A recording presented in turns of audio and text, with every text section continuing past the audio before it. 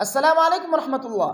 کون سا وظیفہ ہمیں کثرت سے پڑھنا چاہیے بالخصوص اس رمضان کے مہینے میں؟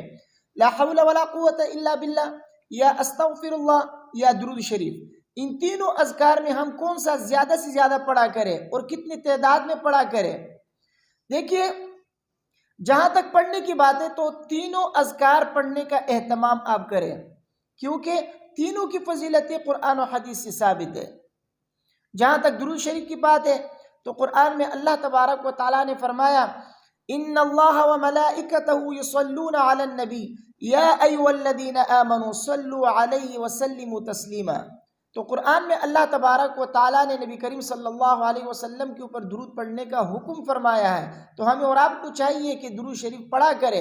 اور حدیث میں نبی کریم صلی اللہ علیہ وسلم نے فرمایا، من صلی علیہ واحدۃ صلی اللہ علیہ عشرا، او کما قال صلی اللہ علیہ وسلم، جو مجھ پہ ایک دفعہ درود پڑھتا ہے اللہ تبارک و تعالیٰ اس کے اوپر اپنی 10 رحمتیں نازل فرماتے ہیں۔ اور دوسری جگہ فرمایا کہ قیامت کے دن سب سے زیادہ قریب میرے وہ شخص ہوگا جو مجھ پہ دنیا میں کثرت سے درود پڑھنے والا ہوگا۔ تو درود شریف کی کثرت سے نبی کریم صلی اللہ علیہ وسلم کا قرب نصیب ہوتا ہے۔ درود شریف کے پڑھنے سے اللہ کی رحمتیں آپ کی طرف متوجہ ہوتی ہیں، اور اللہ کا حکم ہے تو درود شریف کی کثرت کیا کرے۔ اور اسی طریقے سے استغفار پڑھنے کا بھی اہتمام کرے اور خوب کثرت کے ساتھ کیا کرے، کیونکہ اس کی فضیلت بھی قرآن و حدیث سے ثابت ہے۔ اللہ تبارک و تعالیٰ نے جگہ جگہ قرآن میں فرمایا، استغفار کرو گے اولاد دوں گا، استغفار کرو گے بارشیں نازل کروں گا، استغفار کرو گے میں مال و دولت عطا کروں گا، استغفار کرو گے تمہاری زندگی خوشحال بنا دوں گا اور تمہیں جسمانی طاقت عطا کروں گا۔ تو جگہ جگہ اللہ تبارک و تعالیٰ نے اس کی فضیلتیں جو ہے بیان کی ہے، اور استغفار کرنے سے اللہ تبارک و تعالیٰ انسان کی مغفرت فرماتے ہیں۔ اور اسی طریقے سے حدیث میں بھی نبی کریم صلی اللہ علیہ وسلم نے جگہ جگہ استغفار کی فضیلت بیان کی ہے۔ ایک حدیث میں تو فرمایا، طوبی لمن وجد فی صحیفتی استغفارا کثیرا، او کما قال صلی اللہ علیہ وسلم، خوشخبری ہے اس شخص کے لیے جو قیامت کے دن اپنے نامہ اعمال میں زیادہ سے زیادہ استغفار پائے۔ تو نبی کریم صلی اللہ علیہ وسلم نے کثرت سے استغفار پڑھنے والے کے لیے خوشخبری سنائی ہے کہ قیامت کے دن خوشخبری ہے اس شخص کے لیے۔ اور اسی طریقے سے دوسرے حدیث ہے حضرت ابن عباس رضی اللہ تعالیٰ عنہ کی حدیث، غالباً ابو داؤد شریف میں حدیث موجود ہے، فرماتے ہیں کہ رسول اللہ صلی اللہ علیہ وسلم نے فرمایا، من لزم الاستغفار جعل اللہ له من كل ضيق مخرجا ومن كل هم فرجا ورزقه من حيث لا يحتسب، او كما قال صلی اللہ علیہ وسلم۔ جو شخص استغفار کو اپنے اوپر لازم کرتا ہے، فائدہ اس کا یہ ہوگا کہ اللہ تبارک و تعالیٰ اس کے لیے بند راستے کھول دیتے ہیں۔ انسان کو کبھی کبھار لگتا ہے نا کہ میرے اوپر سارے راستے بند ہو چکے ہیں، جس کام میں ہاتھ ڈالتا ہوں اس کام میں جو ہے تاوان ہو جاتا ہے، نقصان اٹھانا پڑتا ہے مجھے۔ تو استغفار کرنے سے اللہ تبارک و تعالیٰ آپ کے بند راستے کھول دیتے ہیں، ہر کام میں جو ہے اللہ تبارک و تعالیٰ اس میں آسانیاں پیدا فرماتے ہیں۔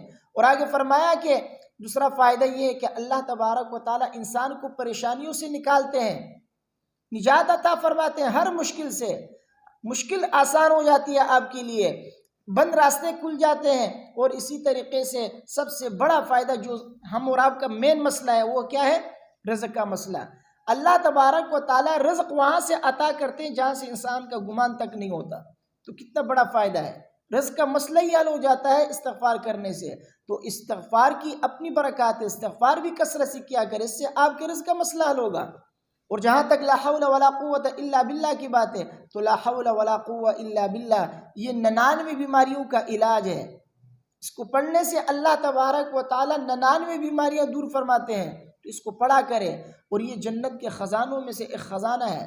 مسلم شریف کی حدیث حضرت ابو موسیٰ اشعری رضی اللہ تعالیٰ عنہ فرماتے ہیں کہ نبی کریم صلی اللہ علیہ وسلم نے مجھ سے فرمایا، الا ادلک علی کلمۃ من کنوز الجنہ، او قال علی کنز من کنوز الجنہ، قلت بلا، قال لا حول ولا قوت الا باللہ، او کما قال صلی اللہ علیہ وسلم۔ حضرت ابو موسیٰ اشعری رضی اللہ تعالیٰ عنہ فرماتے ہیں کہ نبی کریم صلی اللہ علیہ وسلم نے مجھ سے فرمایا کہ کیا میں تمہیں جنت کے خزانوں میں سے ایک خزانہ نہ بتاؤں؟ تو میں نے کہا کہ جی ہاں یا رسول اللہ، فرمائیے۔ تو نبی کریم صلی اللہ علیہ وسلم نے فرمایا، لا حول ولا قوت الا باللہ، لا حول ولا قوت الا باللہ، یہ جنت کے خزانوں میں سے ایک خزانہ ہے جو اللہ نے آپ کو دی ہے۔ دنیا میں جو یہ خزانہ ہمیں مل گیا ہے تو کثرت کے ساتھ اس خزانے کو پڑھا کریں، اس کو پڑھا کریں۔ جنت کے خزانوں میں سے ایک خزانہ ہے اور یہ 99 بیماریوں کے لیے علاج ہے۔ اور ہر انسان کے اندر کوئی نہ کوئی چھوٹی بڑی بیماری، ہر انسان جو ہے سب سے بڑی بیماری تو یہی ہے کہ انسان جو ہے کیا ہے، پریشان رہتا ہے، ٹینشن اور فکر میں رہتا ہے۔ تو اس کے پڑھنے سے اللہ تبارک و تعالیٰ وہ ٹینشن دور فرماتے ہیں، پریشانی دور فرماتے ہیں۔ تو اس لیے کثرت کے ساتھ اس کو پڑھا کرے۔ تو یہ تینوں وظائف روزانہ کثرت کے ساتھ پڑھا کرے۔ 500 مرتبہ ایک تسبیح، 500 مرتبہ دوسری کی تسبیح، 500 مرتبہ تیسری کی تسبیح، ہو سکے تو ہزار مرتبہ پڑھا کرے، ورنہ کم سے کم ایک تسبیح تو ضرور پڑھا کرے۔